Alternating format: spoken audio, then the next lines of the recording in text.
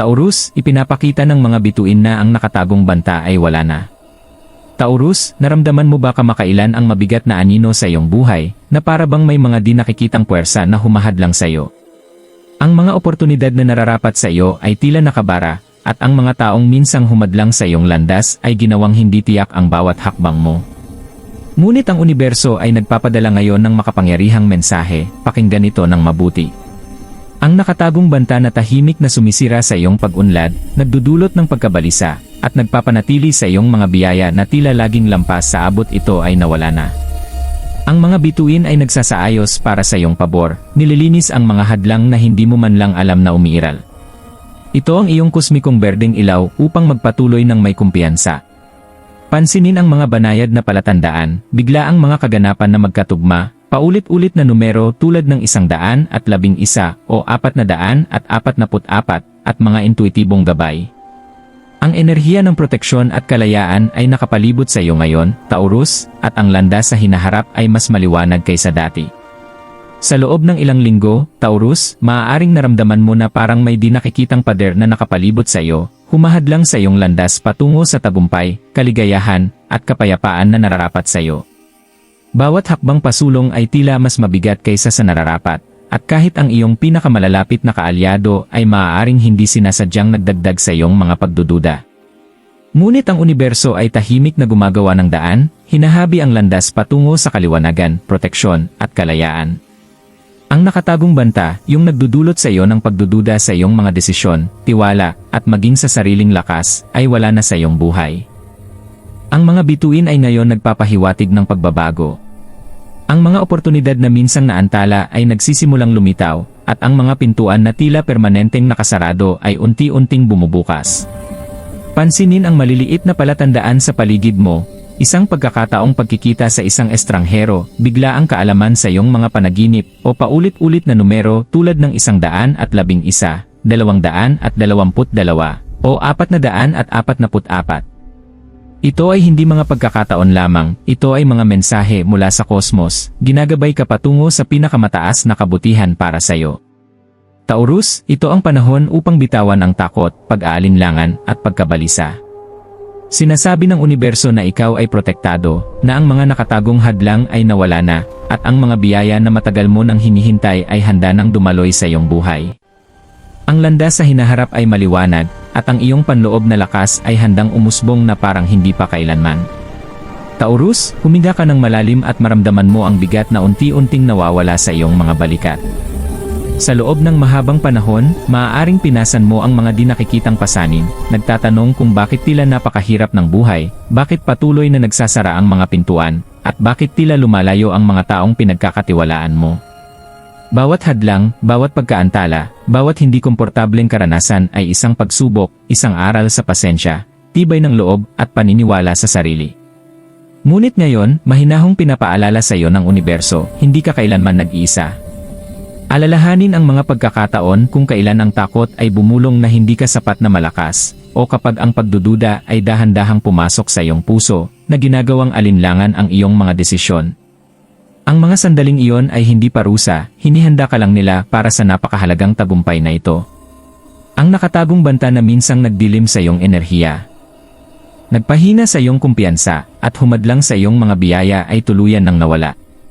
Kasabay nito, ang mabibigat na tanikala ng pagkabalisa at kawalang katiyakan ay natutunaw. Pansinin ang mga banayad na pagbabago sa iyong buhay. Maaaring unti-unting gumagaan ang relasyon na nagdulot ng tensyon, natatanggal ang sagabal sa pananalapi, o unti-unting naayos ang mahirap na sitwasyon sa trabaho. Ito ang mga palatandaan mula sa universo na nililinis ang iyong landas. Bigyang pansin ang mga synchronicities, mga numero tulad ng 111 o 444 na paulit-ulit na lumilitaw, bigla ang kaalaman na tila mensahe sa iyong mga panaginip, o mga hindi inaasahang sandali na nagtutulak sa iyo sa tamang direksyon. Bawat isa ay mahinahong kumpirmasyon na nakapalibot sa iyo ang proteksyon, ginagabayan ka patungo sa paglago, kasaganaan, at kaliwanagan. Taurus, hayaang maramdaman mo ang ginhawa, kalayaan, at kasiyahan sa darating. Mas malakas na ngayon ang iyong intuition, muling inaayos ang iyong enerhiya, at bumubukas ang iyong puso sa mga biyayang matyagang naghihintay para sa iyo. Magtiwala sa timing ng universo, sapagkat tinanggal na nito ang mga hadlang, at ang iyong landas pasulong ay mas maliwanag, magaan, at puno ng pangako. Ito ang sandali upang yakapin ang iyong kapangyarihan, tibay, at tadhana, dahil ang nakatagong banta ay nawala, at handa na ang iyong buhay para sa pagbabago. Taurus, ang universo ay hindi kailanman nakikipagkomunika ng basta-basta. Bawat numero na paulit-ulit mong nakikita, bawat hindi inaasahang pangyayari, at bawat intuitibong gabay ay may dalang mensahe na para lamang sa'yo. Napansin mo ba ang 111 na lumilitaw sa mga orasan, resibo, o address? Ang numerong ito ay tanda ng mga bagong simula. Paalala ito na ang nakatagong banta sa iyong buhay ay naalis na, at isang bagong landas ang bumubukas sa iyong harapan. Ang mga oportunidad na matagal mo nang hinihintay ay handa nang dumaloy, ngunit kailangan mong magpansin at magtiwala sa mga palatandaan. Pagkatapos ay naroon ang 222, isang numero ng balanse, pasensya, at pananampalataya. Ipinapahiwatig nito na kahit ang buhay ay tila hindi tiyak, ang lahat ay perpektong nagaganap sa likod ng mga eksena. Ang iyong enerhiya ay nag-aalin sa universo, Taurus, at ang mga puwersang dati kumikilos laban sa iyo ay unti-unting humihina. At 444, isa sa pinakamakapangyarihang numero ng proteksyon, ay nagpapahiwatig na ikaw ay ligtas, ginagabayan, at sinusuportahan.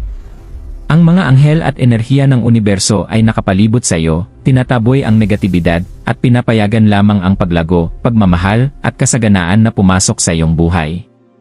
Pansinin ang maliliit na sandali sa iyong araw. Maaaring may isang taong di inaasahang nag-abot ng tulong, o ang isang problemang nagdulot ng stress ay biglang naresolba. Maaaring ang isang malinaw na panaginip ay nagbigay ng kaalaman na hindi mo agad naintindihan. Ang mga synchronicities na ito ay hindi simpleng pagkakataon lamang, ito ay mga kosmikong kumpirmasyon na ang nakatagong hadlang ay nawala at ang iyong buhay ay nakaalin na sa iyong pinakamataas na kabutihan. Itinuturo sa kulturang Pilipino na kilalanin ang mga palatandaan, magtiwala sa kutob, at igalang ang gabay ng mga di nakikitang puwersa. Taurus, bigyang pansin ang mga mahinahong gabay, ang pamilyar na kanta sa radyo, isang random na pagkikita na nagdudulot ng kaliwanagan, o isang biglaang kaisipan na tila inspirasyon mula sa Diyos. Bawat isa ay mensahe na nagsasabing, ang banta ay nawala, ang iyong enerhiya ay malaya, at ang iyong landas ay handa na para sa mga biyaya. Ngayon ang panahon upang kumilos, lumakad ng may kumpiyansa, at yakapin ang gabay ng universo. Ang iyong intuition ay matalim, ang iyong puso ay bukas, at ang iyong hinaharap ay maliwanag. Isipin ang iyong pang-araw-araw na buhay. Maaaring nag-aatubili ka na tanggapin ang bagong oportunidad sa trabaho, magsimula ng side project, o muling makipag-ugnayan sa isang mahalagang tao. Sinasabi sa iyo ng mga bituin, ngayon ang perpektong sandali. Magtiwala sa iyong kutob, ito ay nakaalin sa banal na gabay. Sa konteksto ng kulturang Pilipino, isipin ang maliliit na araw-araw na himala. Maaaring may kapitbahay na hindi inaasahang nag-alok ng tulong noong kailangan mo ito, o isang miyembro ng pamilya ang nagbigay ng payo na nagbago ng iyong pananaw. Maaaring isang oportunidad sa lokal na pamilihan o maliit na ideya sa negosyo ang lumitaw, at sa una ay tila ordinaryo lamang, ngunit ito pala ang iyong pintuan patungo sa paglago.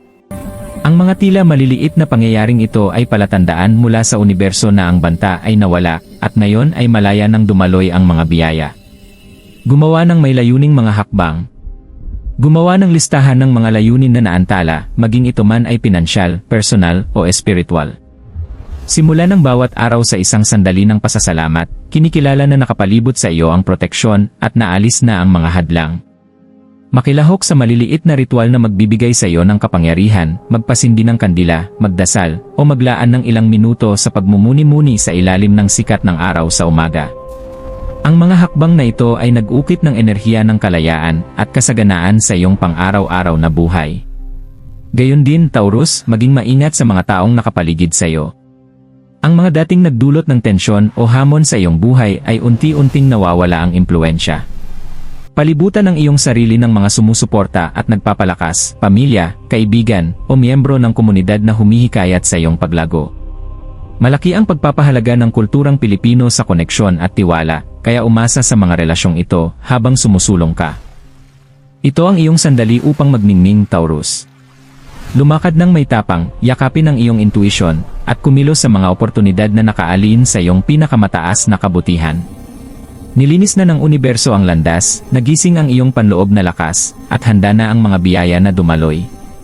Ang iyong buhay ay nagbabago, at bawat desisyon mo ngayon ay nagtatayo ng hinaharap na puno ng kaliwanagan, proteksyon, at kagalakan.